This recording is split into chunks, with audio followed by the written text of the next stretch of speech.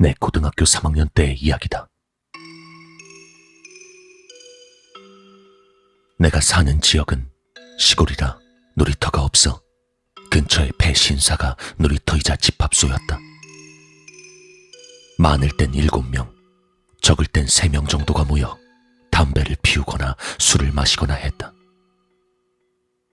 그 배신사는 사람이 전혀 오지 않고 민가와 상점이 있는 곳에서 꽤 떨어져 있었기 때문에 고등학생이었던 우리에겐 안성맞춤의 장소였다. 어느 날 학교가 끝나고 그날도 자연스럽게 배신사에 모이는 흐름이었다. 나와 다른 3명, 총 4명이서 자전거를 타고 신사에 갔다. 시간은 4시 반 정도. 거기서 담배를 피우거나 주스도 마시며 시덥잖은 이야기를 하고 있었다. 야, 뭐 했다고 벌써 11월이야. 진짜 춥다, 이제. 그때 신사 입구에서부터 발소리가 들려왔다. 처음엔 다른 아이들이 오는 건가 싶었지만 신사의 경내에 들어온 사람은 70대 이상의 할머니였다. 나를 포함한 4명은 대화도 멈추고 가만히 있었다. 우리가 그 배신사에 모이기 시작한 게 고등학교 1학년부터인데 약 2년간 그곳을 집합소로 하면서 지금까지 단 한 번도 사람이 온 적이 없었으니 조금 놀라웠다. 우린 신사 끝쪽에 있는 장소에 있었기 때문에 할머니는 우리의 존재를 알아채지 못했다. 나나 친구들도 어딘지 모르게 들키면 안 된다는 생각이 있었는지 모두가 입을 다문 채 가만히 할머니를 보고 있었다. 할머니는 신사의 세전상자 앞에서 경배를 했다. 경배를 할 때는 생소한 말로 무언가를 중얼거리고 있었다. 그렇게 1분 정도가 지나자 할머니는 세전상자 뒤쪽에 한 손에 들고 있던 가방을 두고 돌아갔다. 씨, 깜짝이야. 야, 할머니 갔지? 와, 여기까지 사람이 들어오긴 하네? 그러게, 야, 들켜서 혼나는 줄 알았어. 이런 이야기를 하다 보니 할머니가 두고 간 가방이 신경 쓰이기 시작했다. 난 왠지 싫은 느낌이 들었지만 친구 A가 세전상자가 있는 곳까지 뛰어가서 가방을 들고 오며 말했다. 얘들아, 여기 이거 돈 뭉치라도 들어있는 거 아니냐? 왜 그 헌금 같은 거 하잖아, 신사에. 야, 설마 이런 데 놓고 간 거면 그냥 쓰레기겠지. 아, 됐어, 그냥 제자리에 두고 와. 하지만 나머지 3명은 호기심에 가득한 눈빛으로 가방을 보고 있었다. 어쩔 수 없이 우린 가방을 열어보기로 했다.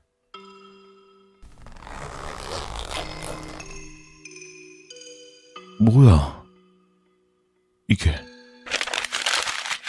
안에 들어있던 건 낡은 신문이었다. 신문지에 색이 노랗게 바래서 상당히 오래된 것처럼 보였다. 기사의 내용은 잘 기억나지 않지만 어려움의 좌초, 체포, 그런 느낌의 문자가 쓰여있던 것은 기억난다. 신문의 날짜는 1972년이라고 적혀 있었다. 30년도 더 된 신문을 왜? 우린 모두 의아해했다. C도 조금 기분이 나빠졌는지 그만두고 싶다고 이야기했지만 A는 계속해서 가방을 뒤지기 시작했다. 이번에 나온 것은 지갑이었다. 오, 지갑. 야, 여기 돈 들어있으면 술 사다 마시자. A가 지갑을 열자 안에는 본 적도 없는 부적과 영수증, 종이 조각 따위가 들어있었다. 아, 뭐야. 돈인 줄 알았는데. A와 B는 바로 흥미를 잃은 듯했지만 나는 돈보다 내용물에 관심이 있었기 때문에 C와 함께 그것들을 살펴보았다. 부적은 중국어나 한국어로 쓰여진 꽤 오래된 물건으로 보였다. 영수증은 너무 너덜너덜해서 잘 읽을 수 없었다. 나와 C가 지갑을 꼼꼼히 조사하고 있자 A가 안에서 작은 나무 상자를 꺼냈다. 오, 뭐야 이거. 야, 이번엔 진짜 같은데? 이건 좀 보물 같지 않냐? 그렇게 말하며 상자를 열려고 했지만 열리지 않았다. 아, 좀 그냥 둬. 어차피 제대로 된 물건 들어있을 리도 없고. 내가 말렸지만 A와 B는 필사적으로 상자를 열려고 했다. 상자를 땅에 두들겨 보기도 하고 두 사람이 서로 잡아당겨 보기도 했지만 소용없었다. 씨발, 왜 안 열려 이거? 상자가 열리지 않자 둘은 점차 지나칠 정도로 흥분하고 있었다. 열리라고 좀, 씨발! 그 모습에서 심상치 않은 느낌이 들어 나와 C는 그들을 말리기 시작했다. 야, 그만 좀 해, 니들. 왜 그래? 그런 거 갖고. 있는 힘껏 말리려고 했지만 있어봐. 믿을 수 없을 정도로 충혈된 눈으로 필사적으로 열려고 했다. 개 같은 거 진짜, 씨발. 사람 승질나게 A와 하네. B는 나와 C의 존재조차 눈에 들어오지 않는 것처럼 나무 상자를 땅에 잡아던지고 발로 밟거나 서로 당기고 있었다.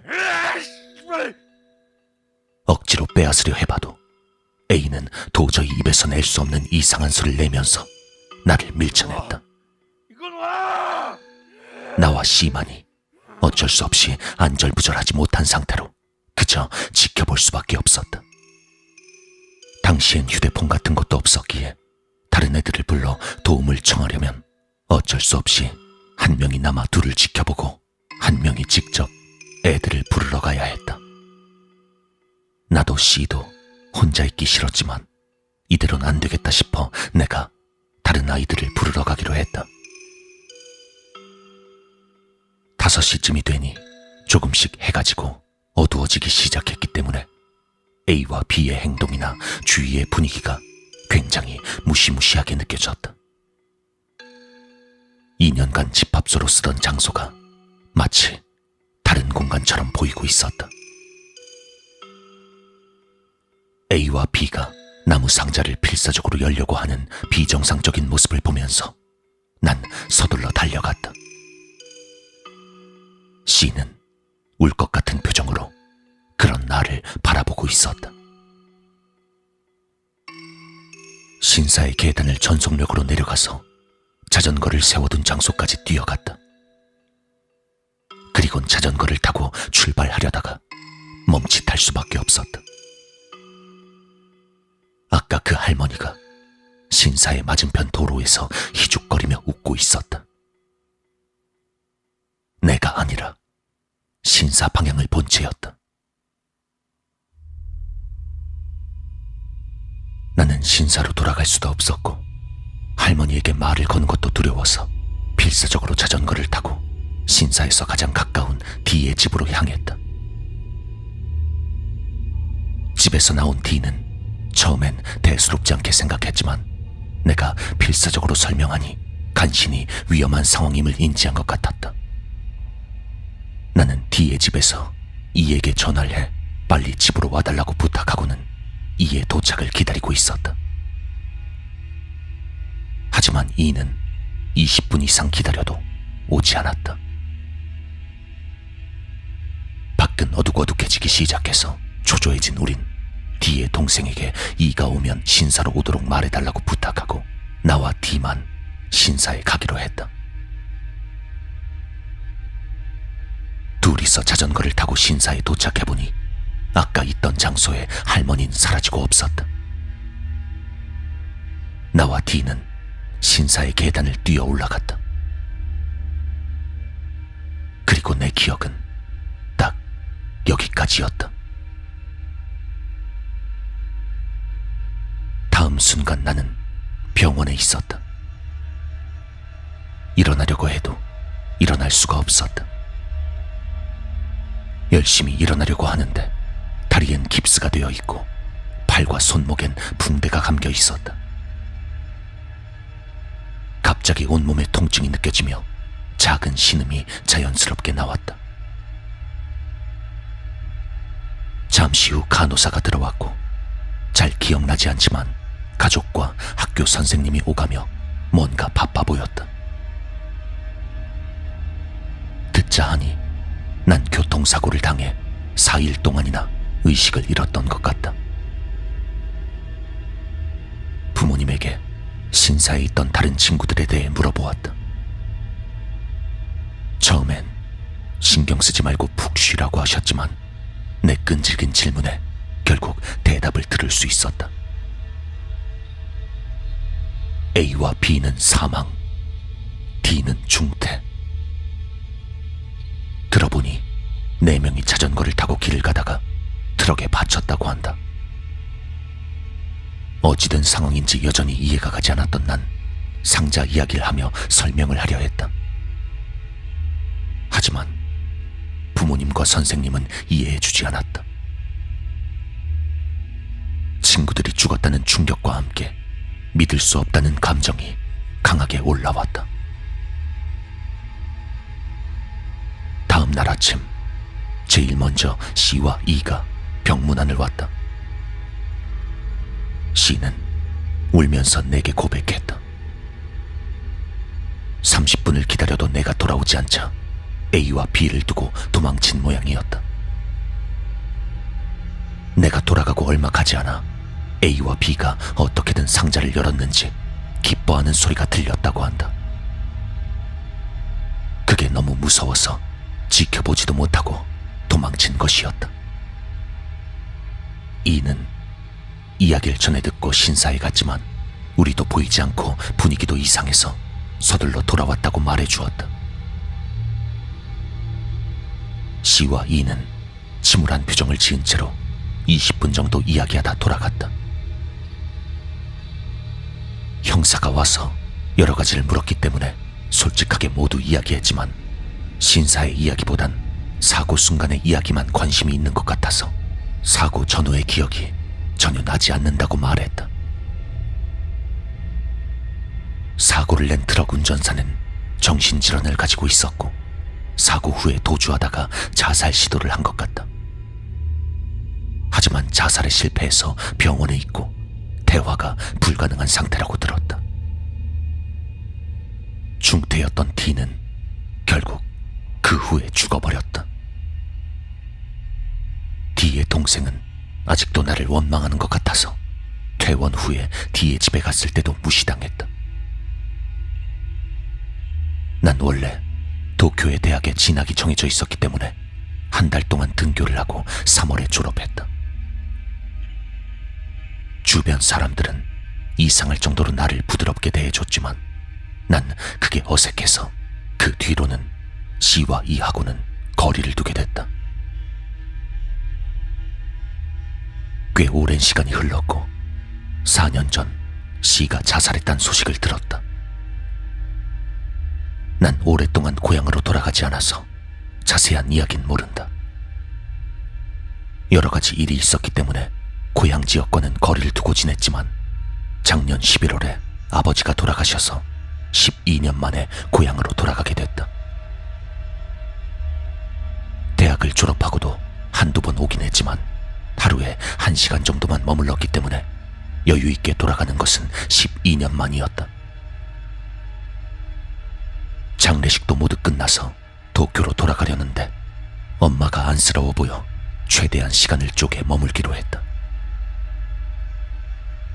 할 일도 딱히 없어서 12년 만에 걸어서 시골 마을을 어슬렁거리고 있는데 갑자기 그 신사가 궁금해졌다. 사실은 생각하기도 싫었지만 그 마음과는 다르게 신사가 신경 쓰이고 있었다.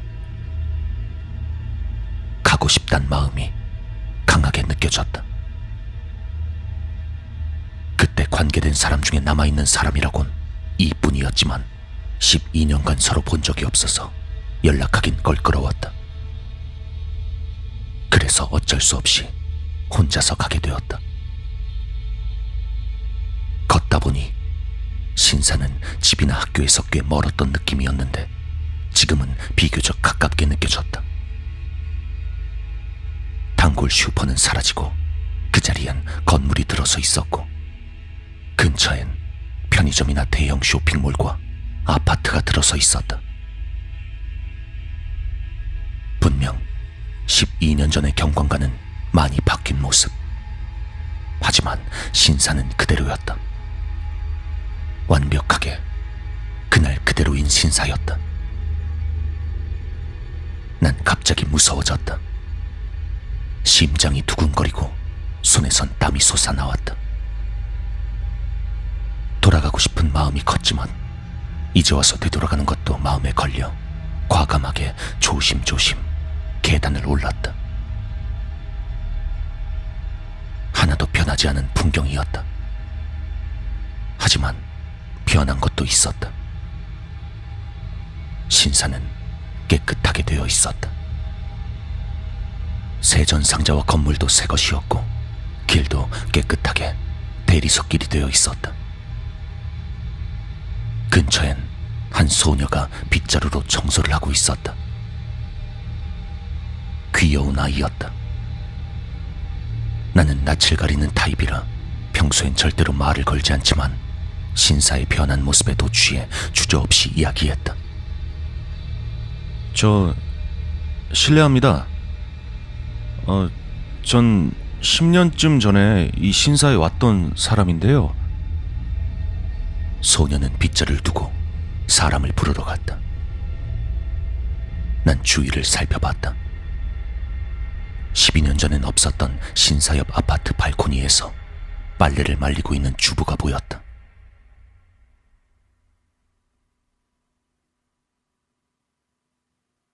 무슨 일로 오셨습니까? 신사의 제주인 듯 했지만 사복을 입은 우아한 용모의 중년 남자가 다가왔다. 아, 실례합니다. 사실 제가 12년쯤 전에 예전 일에 대해 말을 꺼내니 제주도 놀란 표정을 지으며 이야기를 들었다. 난 모든 것을 말했다. 은신처럼 머물렀던 일, 할머니의 이야기, 사고 이야기. 그러셨군요. 실은 이곳은 3년 전에 다른 신사로 분사되면서 다시 흥하게 되었습니다. 설마 이런 이야기를 듣게 될 줄은 생각도 못했네요. 그 상자는 아마 그때 열렸겠지요. 그것은 일종의 명계의 문 같은 것으로 저도 실제로 만져본 적은 없습니다만. 그 명계의 문이란 게 뭐죠? 그리고 그 상자는 어디로 갔나요? 그 상자엔 여러 가지 호칭이 있고 우리 신사 내에선 그냥 단순히 상자라고 부르고 있습니다. 사실 제가 여기 오기 반년 전에 전임자가 실종되었거든요. 뭐 자세한 일은 저도 듣지 못해서 알 수 없습니다만 전임자가 그 상자와 관련되었다는 이야기를 듣긴 했습니다. 아, 그렇군요. 혹시 그 꺼림직한 상자 말입니다. 혹시 제 친구들이 죽은 것도 뭔가 원인이 있을까요? 거기까진 모르겠군요. 어쩌면 목숨을 빼앗을 수 있을지도 모르겠네요. 그 뒤 제주는 나를 위해 어떤 의식을 해주겠다고 말했다. 제주용 의상으로 갈아입은 그는 30분 정도 삼엄한 분위기 속에서 의식을 치렀다. 이제 됐습니다. 그리고 옛날의 그 일은 잊으십시오. 인생에서 우연히 지나가는 괴한과도 같은 것이니. 의식이 끝나고 제주에게 인사를 하고 집으로 돌아갔다.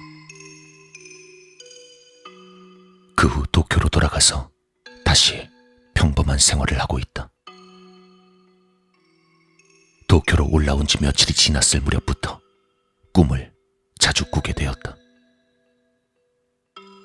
3일에 한 번씩은 꾸고 있다. 그날 D와 함께 신사에 도착한 후의 광경이었다. 신사에 도착한 후에 사고를 당하기까지의 내용이 단편적으로 꿈에 나왔다. 하지만 꿈의 내용은 내가 알고 있던 내용과는 달랐다. 사고의 원인은 운전자의 책임이 아니라 나와 D가 A랑 B하고 도로에서 몸싸움을 하는 와중에 트럭이 충돌하는 내용이었다. 그 밖에도 신사의 경내에서 무서운 것을 보는 꿈을 꾸었다. 내용은 그 누구에게도 말하지 않았다. 왠지 꿈의 내용을 입에 담으면 아주 무서운 일이 일어날 것 같기 때문이었다. 그리고 최근 들어 난 이게 꿈이 아니라 잃어버렸던 기억은 아닐까라고 생각하고 있다.